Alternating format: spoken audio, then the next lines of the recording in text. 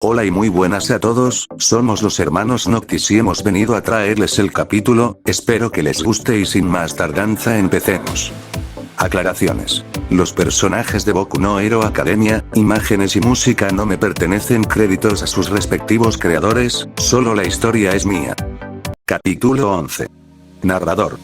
Tras una experiencia de ese tamaño, a los estudiantes no se les hizo fácil conciliar el sueño. Afortunadamente la mañana siguiente era domingo, por lo que descansaron como pudieron, y en la tarde quedaron con Bakugo en un lugar para ir a la casa de Izuku. Durante el camino discutían sobre lo que vivieron en la noche anterior, aunque tenían sus dudas, les sorprendía más el hecho de que Bakugo no parecía tan alterado como ellos. Al llegar y tocar la puerta, Inko les abre y les invita a pasar adentro, aviso que Izuku y Shiori regresarían pronto ya que los mando a comprar algo. Unos minutos después el par regresa y se encuentran a los compañeros, dejan las cosas e Inko les dice que esperen en la habitación de Izuku mientras ella prepara botanas para ellos.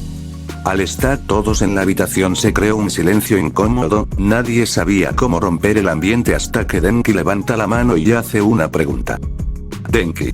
Bueno, sé que todos tenemos preguntas, y creo que todos concordamos con una, ¿quiénes son y qué son?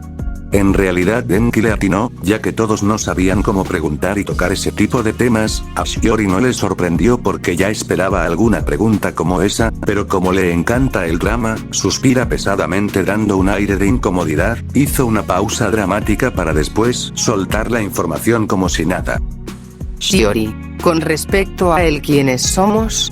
Bueno, él es Izuku, el otro es Dabi y yo soy Shiori. Después ¿el qué somos? Pues ellos son mis familiares y yo soy una Shinigami. ¿Alguna otra pregunta? Los estudiantes quedaron con cara de WTF, tanto en la forma de responder como en la respuesta. La reacción de los estudiantes le divertía a Shiori. Izuku se cubrió la cara por la pena y Bakugo por alguna razón ya se lo esperaba. Después Shiori empezó a explicar qué son los Shinigamis y los rangos entre ellos, para después explicar qué hace un familiar. En eso a Todoroki le vino una duda en la cabeza y no perdió tiempo en preguntar. Todoroki. Perdón por interrumpir, pero, ¿cómo hacen que un ser vivo sea un familiar? Nadie esperaba esa pregunta, pero aún así también tuvieron esa curiosidad. Izuku se puso nervioso y tenso, dirigiendo su mirada para otro lado, por el lado de Shiori. Ella busca el cómo decirles la verdad de su familiar, y por suerte este era el momento. Tomó una postura más seria y sin vacilar responde. Shiori, para serte honesta, no existe manera. Un ser vivo no puede ser un familiar de un Shinigami. Se pueden hacer pactos con ellos pero no hacer un vínculo entre almas. Solo los muertos pueden ser familiares. Aunque al principio de la explicación no entendieron a qué se refiere, pero al final de todo comprendieron todo y eso hizo que cayeran en cuenta de una cosa. Que Izuku era un ser muerto. Para todos no les entraba en la cabeza de cómo su compañero Izuku está muerto si lo tienen de frente, pero Bakugo, al ser el más tranquilo ya sabiendo esa verdad, explica que lo que ven enfrente no es un cuerpo humano sino una imitación de él. Shiori afirmó esa información y añadió algo más: a pesar de que se vea y se sienta exactamente igual al cuerpo de un ser vivo, su función hasta cierto punto deja de serlo. Es cuando quieras donar ya sean los órganos o la sangre, no importa que también se parezca y que tanto funcione como los originales siguen siendo falsos, y si tratas de dárselo a alguien más el mismo cuerpo lo va a rechazar. Por el hecho de que no es compatible de ningún modo, ya que el cuerpo y todo el interior de este funciona con poder espiritual. Con cada palabra que decía Shiori eran atentamente escuchadas por todos, incluso Bakugo por el hecho de que solo sabía hasta cierto punto la información. Al terminar de contar las cosas, los estudiantes tomaron su tiempo para procesar toda la información y así saber qué preguntar. En eso Kirishima pregunta el que eran esos seres oscuros. Shiori le responde que se llaman Netris, son seres que antes eran almas humanas, pero que al momento de morir tuvieron algún sentimiento negativo. Ira, dolor, arrepentimiento, tristeza, rencor, etc. Si al morir tienes esos sentimientos y vagas por un tiempo así, te empiezas a corromper y a convertirte en eso, y es deber de los Shinigamis de rango medio y superior exterminarlos. Hay casos que pueden ser salvados si todavía tiene conciencia y no hayan sido corrompidos del todo, pero la mayoría de los casos ya no hay salvación. Aparte, los seres vivos expulsan una energía especial en base a esas emociones. Entre más grande sea la energía y la emoción negativa, más Netris se reunirán. Con esa información entendieron mejor el por qué llegaban más de esas cosas esa noche, como si brotaran de la nada. Explico más cosas, pero en eso Todoroki la interrumpe para preguntar algo. Todoroki, perdón por interrumpir, pero ¿cuánto tiempo dura el cuerpo? Explicaste que tiene un límite de tiempo, por lo que me gustaría saber. Shiori, bueno, este cuerpo aguanta lo máximo 10 meses actualmente. Sé por qué lo preguntas, pero déjame decirte que no es una buena idea. Los materiales para crear este cuerpo es mucho y a él no le gustará volver a esa casa.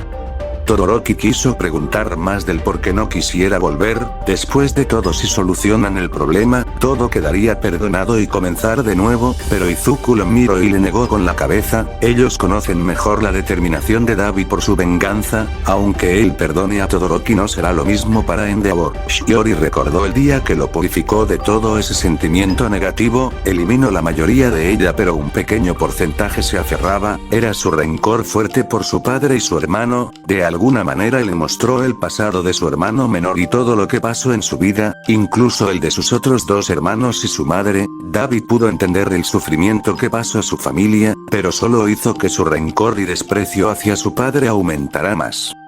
Shiori sacudió la cabeza un poco, luego pensaría después en él. Regresando a la realidad, Shiori respondía a lo último que pudo, pues no necesitaban saber sobre todo, solo algunas cosas que les sea más fácil de entender. Al final de toda esa plática, la señora Inko entra para darles unos bocadillos y empezarán a platicar de otra cosa. Después de un rato se fueron cada quien a sus casas, ya que están en vacaciones de verano y quería estar listo para irse. Bakugo se quedó un rato más y después se fue a su casa. El día esperado llegó y tanto la clase B como la clase A irán al campamento de verano. Cada grupo subió a su respectivo transporte y comenzaron el viaje. El profesor Aizawa les intentó explicar sobre lo que harán al llegar, pero todos no hacían caso, y decidió dejarlo así y que lo descubran al llegar. Cuando el autobús se detuvo en una parada específica, todos los estudiantes bajaron creyendo que se detuvieron para descansar y estirar las piernas por un rato. Luego notaron que un carro también estaba ahí, y cuando las puertas se abrieron salieron dos mujeres con trajes similares a un felino. Aunque todos se preguntaban quiénes eran, pero Izuku, como el buen fanático y conocedor de héroes que es, habla de los datos que sabe y dice que son las heroínas llamadas Pussycat. Aunque también estaba un niño con ellas, pero como que no le dieron importancia. En eso una de ellas se presenta saludando a los estudiantes con el nombre de Mandalay, les explica que todo ese terreno es de ellas y que su residencia está en una ubicación lejana. Los estudiantes se confundieron y se cuestionaron el por qué se detuvieron ahí. Algunos ya cayeron en cuenta pero se negaban. Todos corrieron al autobús, pero una de las heroínas les impidió el paso, y con su kirk tocó el suelo y levantó la tierra para enviarlos al bosque. Todos se levantaron y las heroínas les comentaron que deben de llegar en 3 horas o no tendrán comida. De repente un monstruo de tierra apareció, tomando por sorpresa a todos por un momento. Se organizaron y trabajaron como equipo para derrotar a todos los monstruos tierra en el camino. Cuando al fin llegaron ya estaba atardeciendo, casi todos cansados y con hambre. Uno de los estudiantes reclamó de que con esa cantidad de monstruos no llegarían en 3 horas. La Pussycat de cabello rubio jugando les comentó que ese es el tiempo que les tomaría a ellas en cruzar, pero igual las sorprendieron ya que pensaron que llegarían más tarde, sobre todo a 5 personas. En eso Izuku, curioso, pregunta por el niño que está con ellas. Mandalay lo presenta siendo el hijo de su primo llamado Kota. Izuku quiso saludarlo pero terminó recibiendo un puñetazo en sus partes bajas, y Ida se acerca y lo ayuda mientras Shiori trataba de aguantar la risa. Kota se expresa muy mal de ellos y se va.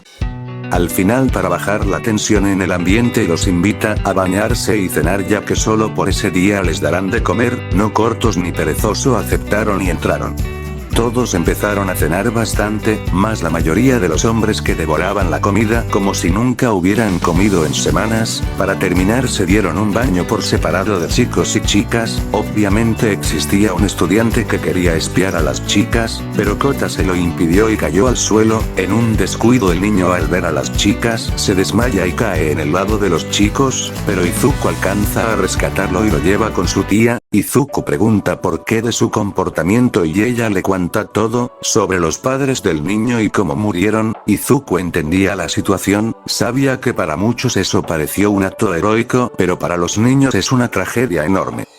Tal vez si no hubiera muerto y su pensamiento sería diferente, y quizás no entendería el modo de expresarse del niño, pero ese ya no es el caso. Todo el tiempo que estuvo entre los vivos, incluso antes de entrar en la UA, vio en muchas ocasiones todos los actos malos, y hasta qué punto llegan esos héroes por la fama. Aún así, si es posible, él le enseñará que aún puede creer en ellos, en los verdaderos héroes.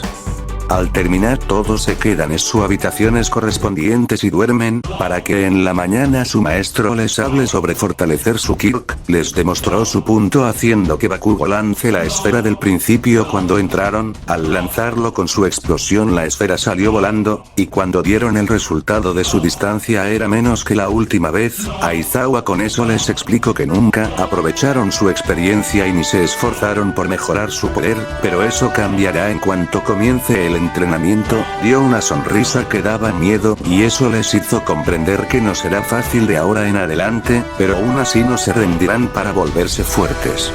Fin del capítulo. Espero que les haya gustado el capítulo. Por favor no olvides dar tu like y comparte. También puedes comentar y suscríbanse para más contenido. Nos veremos en la próxima. Chao.